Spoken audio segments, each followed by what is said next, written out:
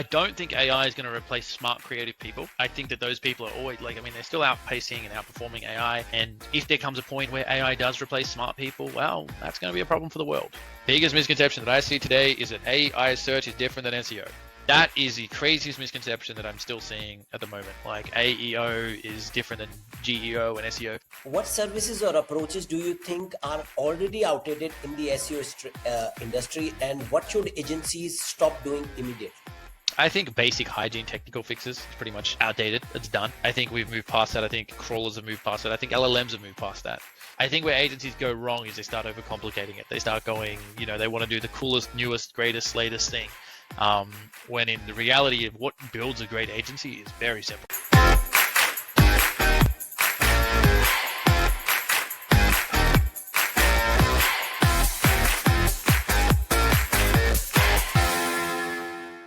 Welcome to the Agency Insider Show, where we go behind the scenes with leaders shaping the future of digital marketing. I'm your host, Navneet Kaushal, and today I'm joined by Harry Sanders, founder of StudioHawk, Australia's largest dedicated SEO agency. Harry's story is incredible, from humble beginning and overcoming personal challenges to building an international agency with offices in Australia and the UK. He is also a global speaker and advocate for smart SEO and a voice for our industry, where our industry is heading. Today, we'll talk about AI in SEO, what it takes to scale an agency, and the future of SEO in an AI-first world. Harry, welcome to the show. Yeah, thanks, man. Appreciate being on. Yeah, so Harry, many in our audience know the highlights of your story, homeless as a teenager, now leading a global agency. But could you take us behind the headlines, and what were the toughest lessons from those early days, and how did they shape your outlook or business and life today? Yeah, I mean, it's crazy to think about. 10 years ago, I was couch surfing. I was homeless in Melbourne, and I had a few incredible people that really helped me out. One was my social worker, and another was my mentor. And my mentor, Graham, is still on my board today. And he encouraged me at the time to, instead of trying to find a job, because I was really trying to find a job at a digital marketing company at the time, he said, why don't you go out and start your own? And that's how StudioHawk was born. So I guess there's a lesson in that. If no one else wants you, you can always go out and start your own thing. But that was kind of how it started off. And very humble beginnings, like you said, focused on just getting that first client. That's very hard. Now, I'm sure it's so. What were the toughest lessons you learned at that time when you started, besides going on your own? So, I think the toughest lessons when you're starting out is no one really cares who you are, and that's empowering, but also a tough lesson. People don't care if you're 17-year-old starting out a business or an 18-year-old. People are largely irrelevant. People care about what you're able to do for them. Now, you can look at that in a negative way, and you can look at that as like, wow, that's really sad, or you can look at that in the way that is realistic, which is, there's we can't make time for everyone.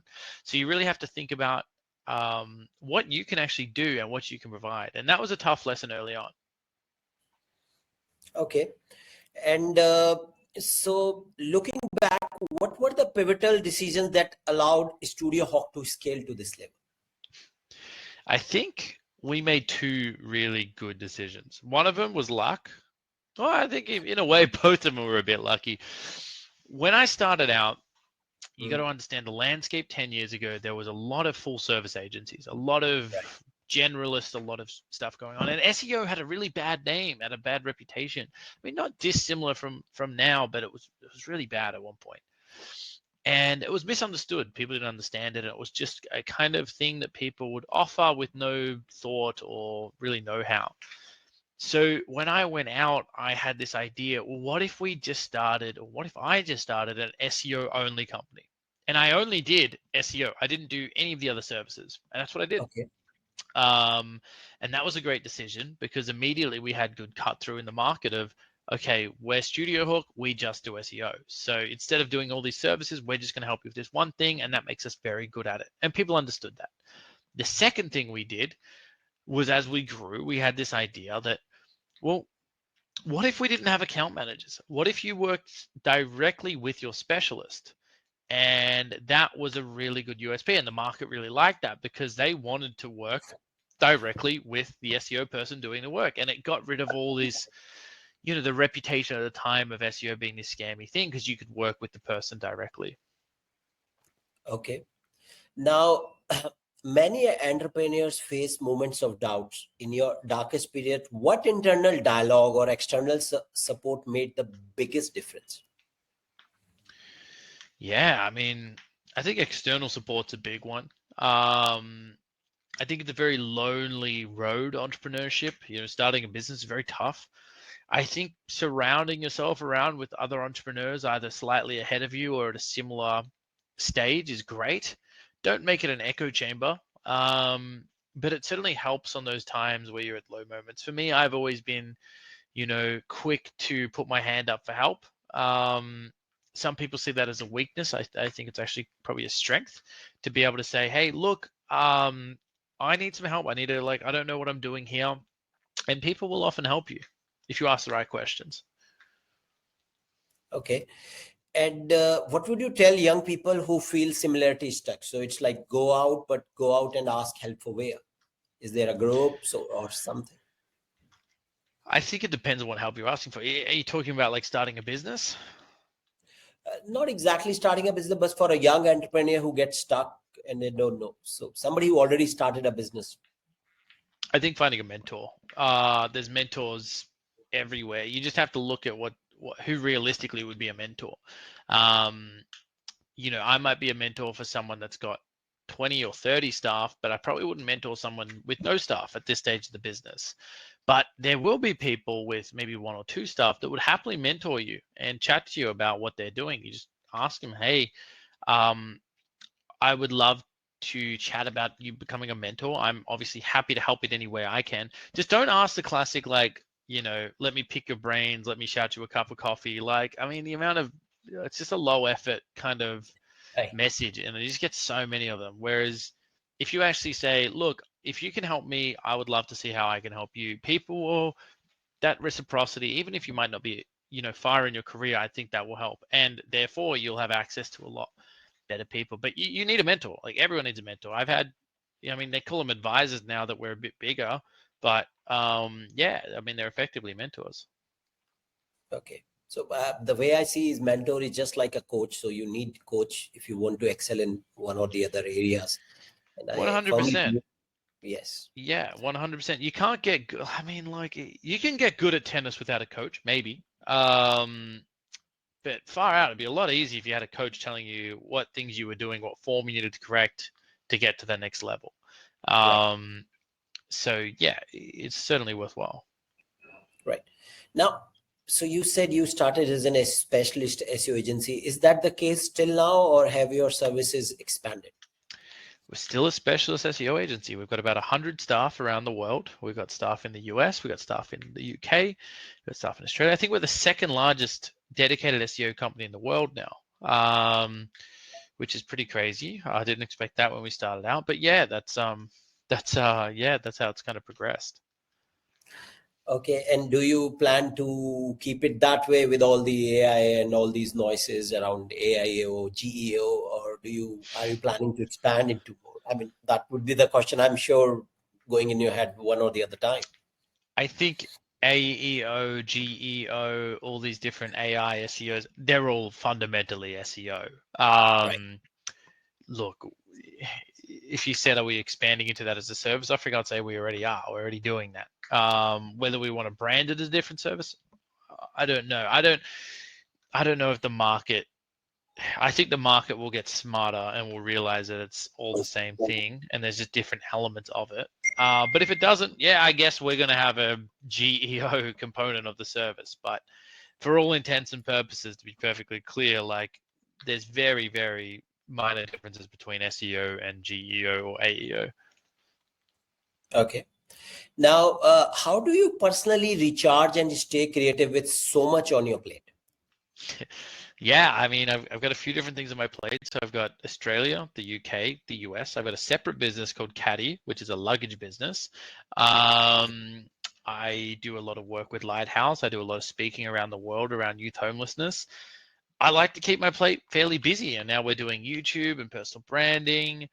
How do I stay recharged? I find that I like doing the different things I'm doing, and I find that the elements that I don't like doing, I try and delegate or stop doing. But when I'm totally away from work, video games, snowboarding, I love video games. I'm really into Counter-Strike at the moment. Um, but yeah, Okay. I think it's just about finding what speaks to you. I love reading. I love reading a lot of fiction books, a lot of Brendan Sanderson at the moment. Just finding your little escapes that you can, what activities can you do? You're just not thinking about work. Like when you're snowboarding, you're going down the mountain. You're not thinking about a client dropping or getting a new client. You're thinking about what's in front of you. Okay. Any books or habits or routines which are non-negotiable to you? 8 hours of sleep every night. Inbox zero, at least at some point during the day. Um, what else would I say? And if it's not in the calendar, it doesn't exist. Those three things dictate a lot of my life. Everything has its place in the inbox. It needs to go in the inbox. If it's not in my calendar, um, then yeah, it just doesn't exist. But those are things I live by, non-negotiables. Okay. So let's talk about this segment about scaling an SEO agency. This is so you've grown StudioHawk into the largest SEO agency of its kind in Australia and in the world.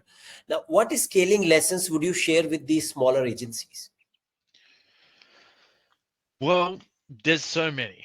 When you're small, you want to hire a lot of scrappy generalists, like people that can do a lot of different things. And when you get large, you want to start hiring a lot of specialists, probably around 3 million, US dollars. You want to start hiring this army of specialists.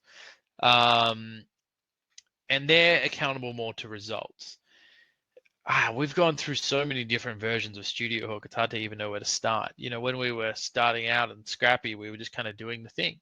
Now it's departments, there's teams, there's processes, there's systems, there's learning and development, there's swaths of things going on in the agencies. I think it's one step at a time. I think it's easy to look at a big company and go, we want to do all those things. And Mhm. sure, it'd be lovely to implement the learning and development systems that StudioHawk has, but we have entire staff dedicated to that. I'm sure it'd be lovely to have a fantastic CRM like we have with HubSpot and a staff member that's dedicated to doing that. But we're big enough to support that. So it's about realizing where you are in that agency journey. I think most people overcomplicate it. The fundamental rule number one of any agency is keep your clients freaking happy, like very happy. You will get new business, you will not churn, your staff will be happy, good times. I think where agencies go wrong is they start overcomplicating it. They start going, they want to do the coolest, newest, greatest, latest thing. When in the reality of what builds a great agency is very simple. Okay. Now, so you mentioned keeping clients very happy. So what exactly would you mean? Will it mean just providing them rankings, or will it mean providing them updates on a regular basis? Or what exactly is there for you keeping client happy means? I think it depends on the client. Ultimately, it's results, right? Like, What are the results that the client wants? That's going to keep them happy, but also perpendicular to results, you have to have good communication, right? I think we can all agree on that. You can produce the best results in the world, but if the client doesn't know what the hell's going on and you're not attributing it to your work correctly, the client's going to be like, okay, I'm seeing good results, but how do I know that's you? So those two things are pillars and being a partner to your client. The hard part is knowing when clients are unhappy and knowing when they're happy. It's easy at a small scale when you have 10 clients. It's actually quite easy to know who's happy and who's not happy. We have hundreds of clients. We have sentiment analysis that we use to determine who's happy, who's unhappy. We have individual account managers and team leaders and client success people that determine who's happy and unhappy. But it's one of the cornerstones of any business. okay, so you mentioned you have individual customer success manager. So what Mm. exactly for you means a hierarchy of a successful SEO team for you right now is? For me, honestly, because our model is very direct to specialists. So you work with an SEO specialist. Now that SEO specialist should have links, either in the form of digital PR or traditional link building. They should have content in a variety of different forms. They should have, technical dev work that they're doing, and overarching a strategy behind that. What's the information architecture of the website, yada yada yada. We all know the SEO playbook. Now that is realistically their job, and then they should have an escalation point in case something goes wrong. That's all there is to it. Okay, and where does the customer successful manager comes in this? Are they constantly monitoring the campaigns, or how does it fit? Constantly monitoring across the board. They're not like a customer success manager is an escalation point, right? They're not the person on an account. The person on an account is like the SEO specialist. When something happens, or let's say we're not getting results, that needs to get escalated to the customer success manager, and they sit like 3 levels above. They're a very, very senior bunch of SEO specialists, and they come in to determine, is the strategy right, is the roadmap right, what's gone wrong here, and what's the next step. That's where that works. So are they managing the work are they monitoring the communication on a daily basis, or they just like escalation, they come in when there is an escalation? Their escalation, but AI monitors the conversations. They don't have time to monitor hundreds of clients, but Right. AI will do the sentiment analysis of those clients and then escalate things automatically if there's something detected that's not right. Sometimes it's not perfect, sometimes it is, sometimes it's escalated manually even when the AI doesn't catch it, but you have to have multiple points to catch that. Okay. Now, how do you maintain culture while scaling a global team? I think you have to look at culture in insulated kind of departments. You have to look at your not even just Australian culture. You have to look at, so we have 2 offices in Australia. We have Melbourne, we have Sydney. You have to look at our Melbourne culture, our Sydney culture. That's going to be relatively similar, but then you have to look at your US culture and your UK culture, and they're all different. They all need different things. I think culture is this word that's thrown around a lot. I think people need to be more specific about what culture is. Culture to me is staff retention. Culture to me is, yeah, that's it. That's what you measure it by. And that's measured by career progression, recognition, salary, packages, growth. That's really what culture is in an organization. I think that culture is misunderstood. People think culture is Friday night beer night. Unless Friday night beer night can correlate to staff retention, which it won't. It's not sticky enough. You need to think Right. about what culture actually is. Right. Now, so when you are, when you are scaling, so what's been the toughest challenge in growth? People, clients, or operations? All the above. Like, I mean, you mentioned kind of the 3 levers. Like operations is, I would say this, I would define the 3 levels as new business, churned business, and people, right? They're the 3 levers that we work with. Now, just like SEO, you've got your kind of content, links, and technical. You say, well, what do you do without one of those? It's like, it's like a 3-legged stool. You need each one of these things, each one of these pillars to hold it up. So it's an ongoing battle of, are we doing enough on the sales side? Are we doing enough on the retention side? Are we doing enough on the people side? Where are we finding gaps? At the moment, the people side is really hard. Our retention is really strong. Our sales is quite good. We need more people. And it's, given that we're the largest in Australia, it presents a real challenge to hire more people in Australia. Whereas in the UK, I would say it's a completely different problem. We can hire incredible people in the UK, but we need to get sales growth in the UK. And the US is different again. Each market and each stage of your agency is going to have a different problem that you need to plug into and fix. But I'm sure having 3 offices across the globe, still the client expectation and how the client is and the deliverables, are they very similar, or are they also different? The deliverables are similar. The org charts are very different because Australia's got a lot more cooks in the kitchen because it can afford to. It's a much bigger operation.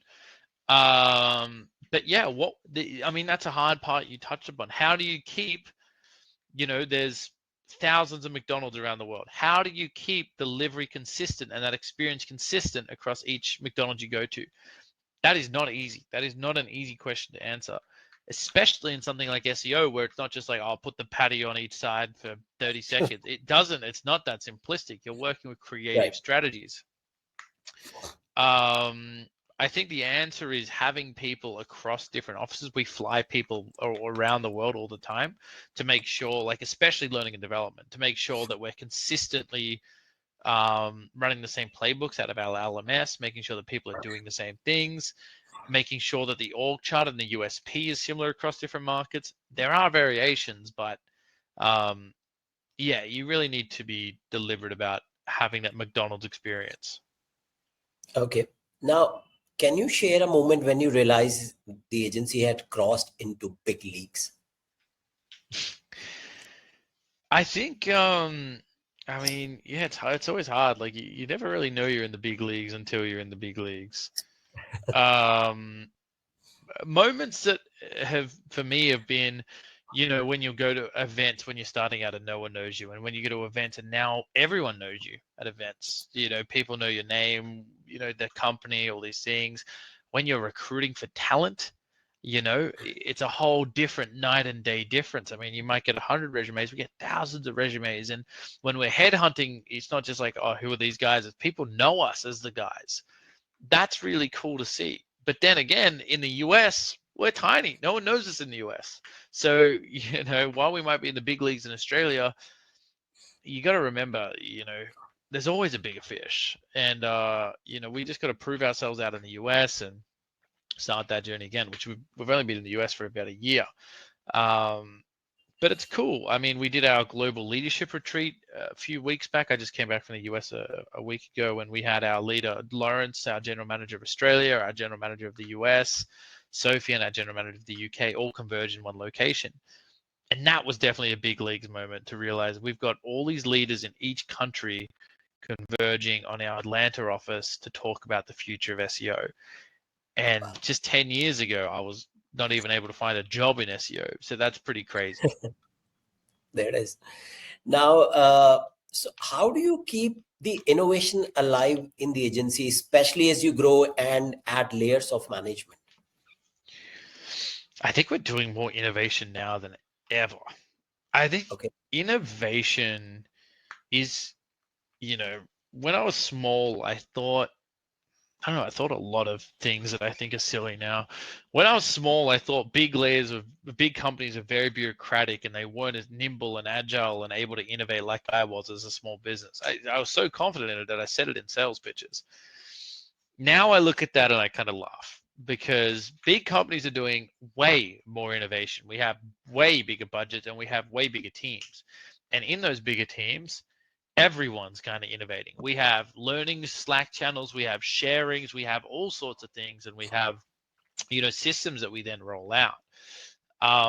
We have software we're building, we have things we're experimenting with, always on the go. Um, so I think innovation, to be honest, innovation is not one thing at StudioHawk that I'm concerned about. I think sometimes we have too much innovation. Um, you know, but I think it naturally happens by the organization that you set out. I think we give our people a lot of license, is what we call it, the autonomy to do things, to set their own strategies, to run the campaigns how they want to, and to share their learnings how they want to. And that naturally causes a lot of innovation.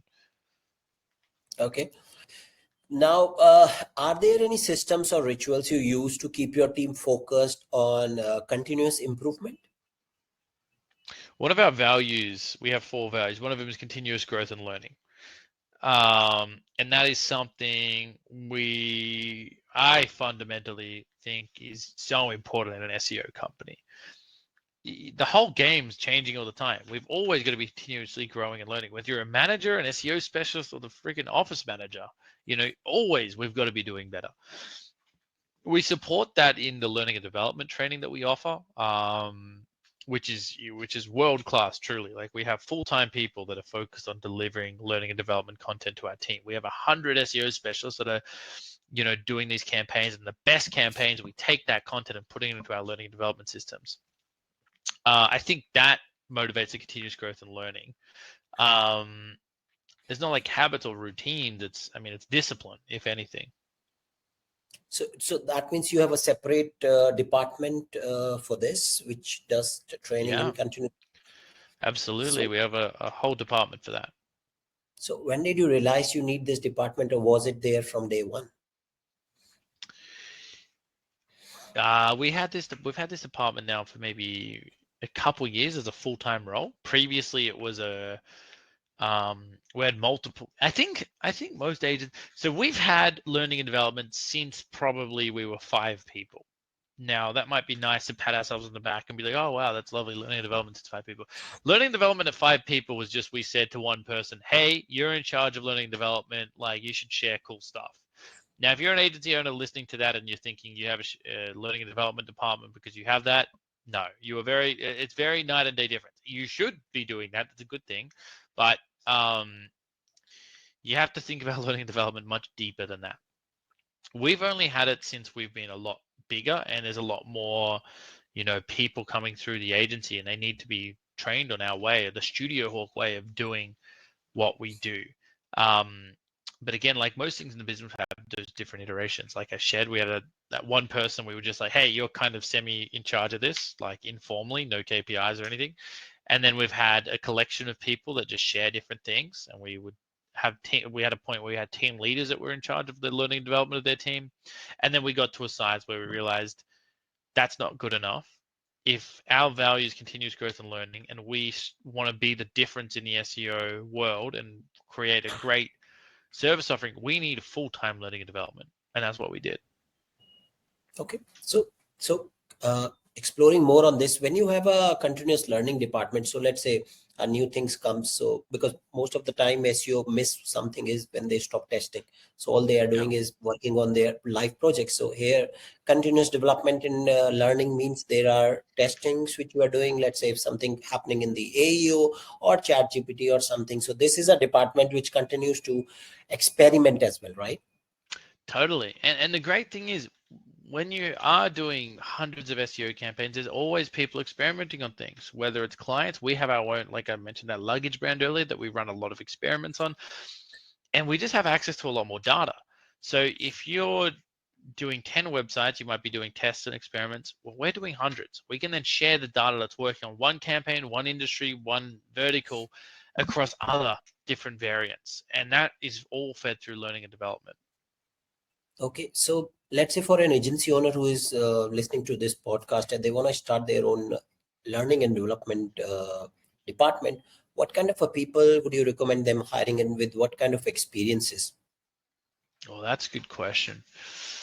Um, so there's two ways to do it. You can hire someone that comes from a learning and development background, and they build and they work with LMSs to kind of take the content of your agency and put it into a learning management system, which is great.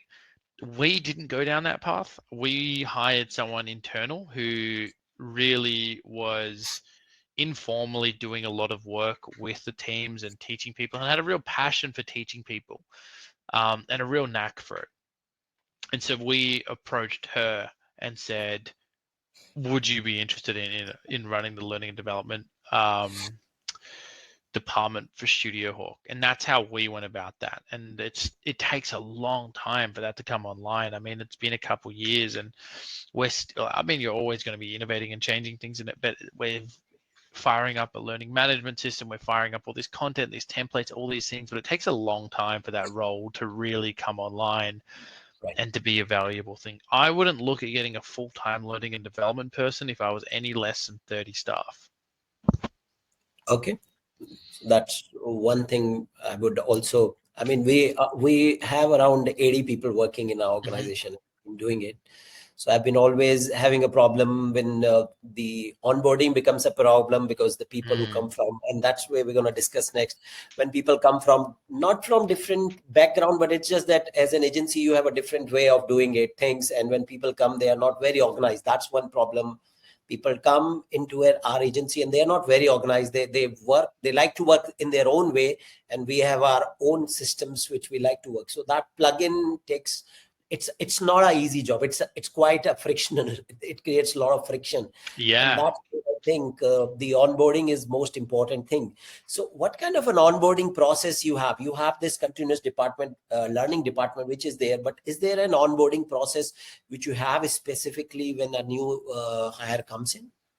100%. There's a 90-day process and a 180-day process for every new person that comes on board. They're onboarded with our learning and development person, regardless of their seniority, except a senior and above, actually. Sorry, they go into a separate pathway. There's a separate learning and development pathway. But junior and mid-level specialists go through all the onboarding stuff, all to understand the way we do things, the way we see SEO, the way we run campaigns, which is often very different than how our competitors or the background that they've come from in-house or otherwise handle things. So that's a process. Sometimes it's very good having them come from another agency because it gives us a lot of how other people do things. And sometimes it's terrible because they're doing things the wrong way completely. Right. And then it's easier to teach someone from scratch than it is to unlearn all the bad habits and bad behavior. So now, talking about, it's easier to learn from teach from scratch, because now agencies are facing problem, not exactly a problem, but facing a challenge where AI, and you have to learn a lot of things. So the way I teach, tell my HR also, we need people who can learn, unlearn, and relearn. So because that becomes a challenge when you hire a experienced person from outside, they really don't want to unlearn and relearn, because they are adamant at times. They don't see the way, because fluidity is what is the important thing right now in the market. So how do you manage this challenge? I think, again, that comes down to, who's setting the narrative of what you want people to learn and unlearn, right? Okay. That should be, is that the learning and development person? Where does the learning and development person get that? Do they get that from the general managers? Do they get that from the head of performance? Do they get that from the head of operations? You've got to really figure out, where does that information flow go and who makes the decision on what things. But yeah, you want fluid people. You want people that can learn things fast. What we would call in the real world, we have a name for those people. They're called smart people. People that Right. can learn new things, that can stop things that aren't working. And then you have the cultural element, which is different for every company. We call them wholesome nerds. We want wholesome nerds. We want smart, wholesome nerds that can go out and learn these things and unlearn these things. And we give them the direction. Sometimes they come to us and they say, you know what? I think this part of the learning and development pathway is rubbish. We should be learning it this way. Great. That's awesome. Let's incorporate that. If they're right, great. If they're wrong, well, we need to correct them. We need to explain why they're wrong and why that's not the path forward. But yeah, I mean, SEO, one advantage we have is this shit is always changing. There's always new things. There's always new happenings. AI is just another one. It's going to change the way we measure things. It's going to change the way we report on things. It might even change some of the stuff and the workflows of what we do. But fundamentally, it's the same game we've been playing for the past 10 years. Right. Now, you've been transparent about giving opportunity to those from non-traditional background. Now, what's your approach for identifying raw talent, and how do you support these junior team members from diverse life experience to rise within your agency? Yeah, so we're famous for hiring a lot of people without experience. I think it's, Lawrence came from like a background in Bing. We've had so many, literally countless examples of people that have come from a variety of different backgrounds, and they've become some of the best SEO specialists at StudioHawk.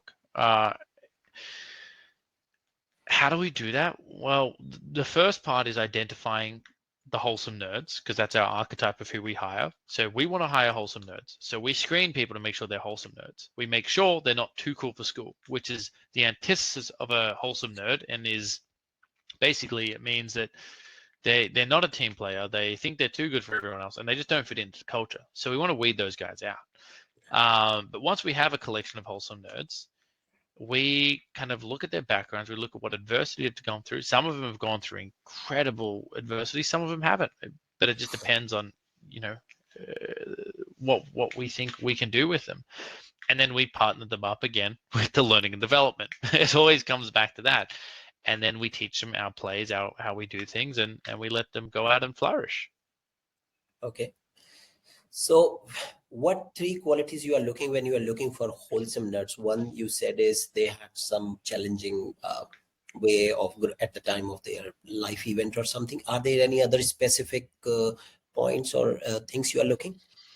Well, wholesome means that they're generous, they're kind, they're good people, right? Wholesome is to say that they want to work in a team, they want to do things like that.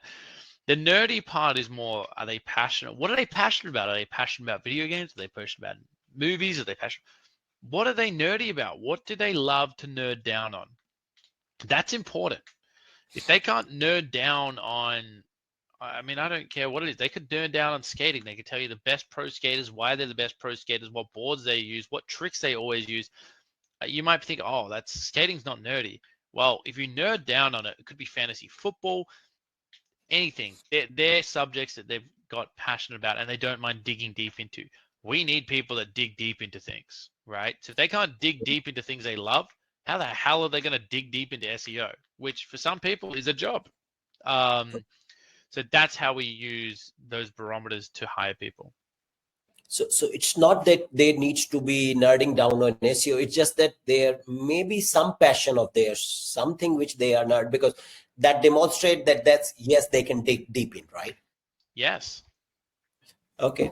So that's a good thing for an agency owners, because most of the agency owners, what they do is they are hiring what people know about SEO. And as we both know, SEO is so much changing, and we don't need somebody who just fixed on one North Star in SEO, and somebody who is actually good in research, because that's what now in future is going to matter more.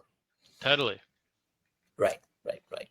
So that's a good lesson, I think, for the agency owners. Now, we talked about AI, and let's move into our segment, which is AI for SEO. In one of your talks, you have highlighted how AI is changing the SEO landscape. Now, which area do you think AI is improving for SEO agencies, and which area do you think is actually doing the opposite? It's really going to depend who you ask. I think that AI is a fantastic well, I think there's so much to cover off here. I think AI is covering off a lot of the back office work. I mean, there's so much back office work, sentiment analysis. We would have loved to have done that years ago. There's no way we could have feasibly done sentiment analysis across our clients. AI allows us to do that. AI allows us to do a lot of work around triggering, you know, just like honestly, back of office stuff is where we've seen the most success. I don't think AI is going to replace smart, creative people.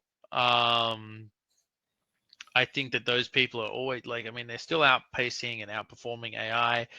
And if there comes a point where AI does replace smart people, well, that's going to be a problem for the world. That's not an SEO problem.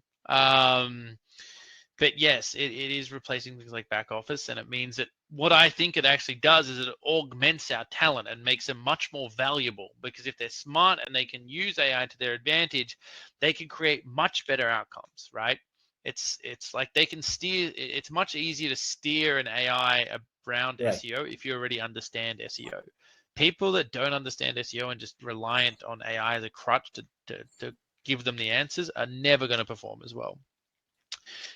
Because seasoned SEO specialists know when something does work, when it doesn't work, there's all the nuances. And last is the opportunity that AI presents to the market. People still don't know what SEO is 20 years later, right? 97, yeah, almost 30 years later from 97 when SEO was kind of pioneered. Remember, we've been around 30 years. It's a long time. People still don't know what SEO is. But the underpinning stuff that behind all of AI is stuff pulled from the web, pulled from podcasts, pulled from a variety of sources. That market opportunity and that opportunity of being able to coach businesses and advise them and strategize and actually execute on where they need to be to increase their brand visibility and presence in AI is huge. It could be double the size of the SEO market, which is already billions and billions of dollars.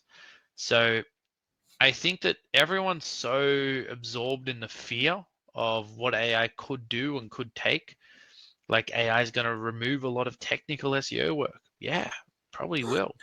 AI is going to change the way we write content. Yeah, it already has.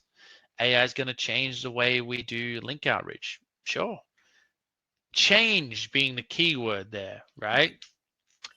Just freaking change. I don't understand why people are so upset. Like they're so like, oh, I don't think you need to change for AI, or people are on two sides. They're either like AI is going to destroy everything and AI is just going to automate everything, which is unlikely, or AI is just a fad. You don't need to worry about it, which is just as unlikely as the opposite end of the spectrum. You know, reality is often in the middle. There's going to be a lot of changes. There's going to be a lot of things like that. We're going to have better track. We're going to have worse tracking than we ever had because of AI, but there's also a lot more opportunity than ever. Now, do you see in your agency, do you see number of people being replaced due to AI at a lower level, which or no? Nah, not at all. Um, there's an argument to be made by, oh, you can replace a lot of juniors. I don't see it. I think that you can replace a lot of admin stuff. I agree with that. If someone said, hey, you can replace a lot of your admin stuff with AI, I would be, yeah, you probably could. You know, the staff that does, if you have staff in your business that just like does pencil pushing work from one spreadsheet to another, or moving things around, or onboarding, you know, clients through back office workflows. Yeah, I mean, frankly, if I'm speaking very candidly, it wasn't AI that was going to disrupt that. You could automate that anyway. You know, Right. like, I mean, it's just AI is just another fancy word for it, but you could automate that anyway, and you should.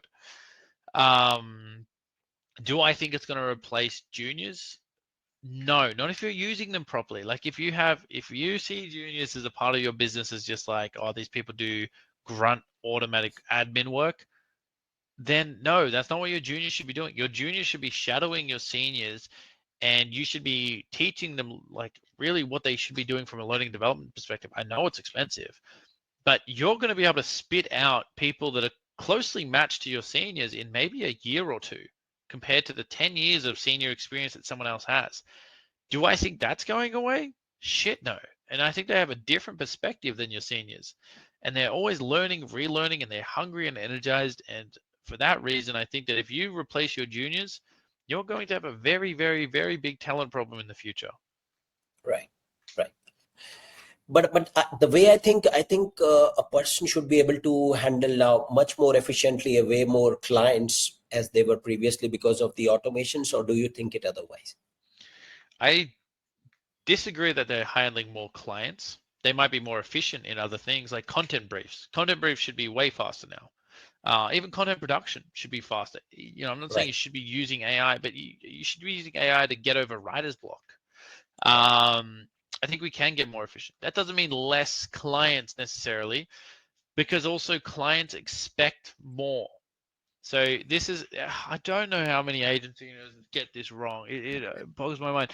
They think that they're going to be incredibly profitable, and they're going to get rid of all their staff, and things are just going to be fucking rainbows and sunshines because everything's going to be automated by AI. That's a doomsday scenario if you're an agency, because why would there be an agency if you could do that, first of all? But secondly, clients just expect more. You're expected to be more efficient. If I sent the same stuff that we were sending 6 years ago to clients today, it wouldn't be enough. It's expected to be efficient. It's priced in to what you're doing as an agency. So yeah, it's just a given. You can't bank that margin. You just need to be aware that your people need to be producing more and more outcomes than ever. Okay. Now, do you think agencies should build proprietary AI tools or lean on existing platforms? I think it depends on the side. I think it depends on a million different things. I've heard that many companies building proprietary AI tools that it's just a joke at this point. I mean, for what? What's the purpose of building it? That's what you need to ask yourself. Are you building it for the ego of saying we have a proprietary tool? Because if so, then why do you use Ahrefs and SEMrush? Why don't you build your own proprietary tool? Well, the reason is because they're freaking better than what you can build. They have millions and millions and millions of dollars, to invest in that at engineering teams. Even a company like StudioHawk, 100 people, a lot of money to invest in R&D and development. Are we going to try and compete with SEMrush and their tool? No, they're spending millions of dollars. We might spend $1 million, they might spend $20 million. How's that going to work? And that's their full-time focus is that product.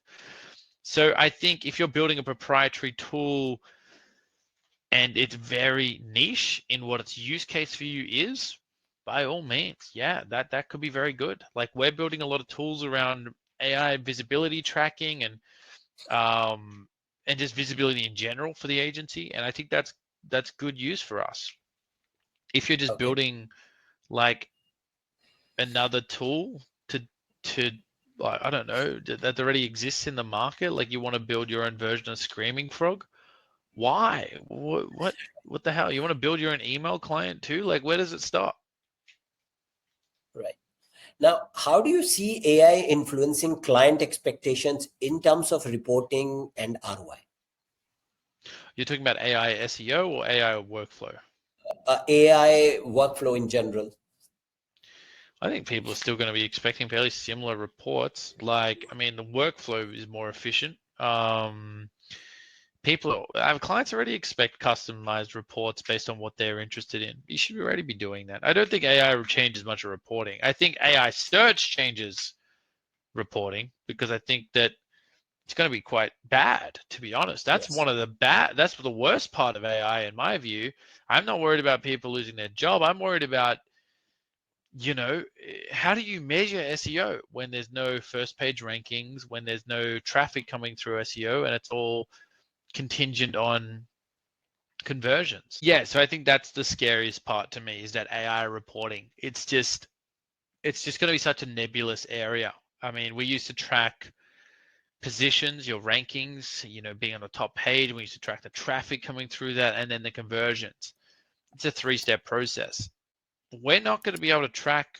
This is where it gets funny. There's tools that claim that they're going to be able to track your position in AI search or your mentions, and then they look at it like keywords. They're thinking about it the complete wrong way. AI search isn't going to work like that at all. It's not, fundamentally, it's completely different than keywords. It's far too long tail. It's far too personalized to ever work like that. But what it means is we're not going to have positions. We're probably going to have a lot less traffic, but that traffic is going to be a lot more likely to convert. Your conversions at the end of the day, which is all you cared about, are not going to change. They'll probably go up, but the steps getting there, it's like doing a math problem and going to the teacher and coming up with the final answer every time. And the teacher's like, can you show me some working out? And you're like, I can't show you any of the working out. It's like in this black box.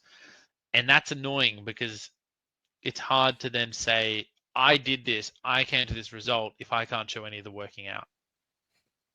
Now, how can agencies future-proof themselves as a search itself evolves?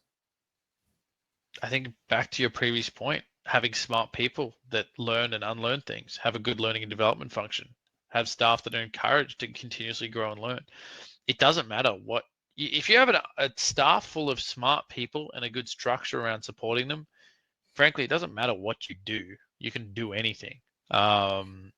So it doesn't matter what SEO adjusts into or pivots into, whether it's brand positioning, whether it's freaking, I don't know. You'll have an army of people that are able to do that. Okay. Now, let's move to our next segment, which is client work and SEO in practice. Now, what's the biggest misconception clients still have about SEO in 2025? Biggest misconception that I see today is that AI search is different than SEO, right? That is the craziest misconception that I'm still seeing at the moment. Like AEO is different than GEO and SEO, and that's what's crazy is that's a controversial take, right?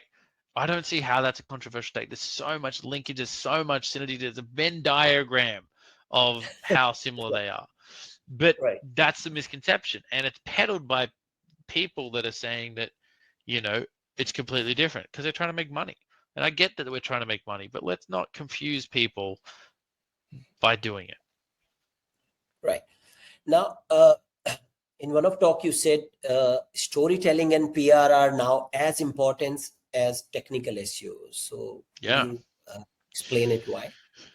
Well, because of the way that AI is picking up all these different, citations and signals, right? Um, the way you're getting referenced by different studies and different things that you're conducting is super important, right? So digital PR, as we would call it, and the story behind a brand and the studies that a brand's doing, it is the fastest way to rank at the moment. Honestly, the luggage brand I'm doing is getting such insane rankings just from digital PR articles. I think technical's been heading in this direction for a long time. I think that the days of optimizing your heading tags and your image alt tags and all this stuff are long gone. Google is much more likely to now look at an image and tell you what's in that image than it is to rely on whatever crappy keyword stuff, alt tags you've provided. Google's much more likely to just read a page and understand how it's laid out. The only things that technical SEO is still super relevant for, and I don't see changing anytime soon, JavaScript rendering and information architecture, which is just how a website's laid out, how it's interconnected. Those things I don't see changing ever, to be frank. Okay. So they're super important, but they're not going to move the needle alone. You need really good digital PR and link building now to really come up. Okay. Now, how do you ensure StudioHawk delivers not just rankings but real business impact? Well, that comes down to conversions, right? Yeah.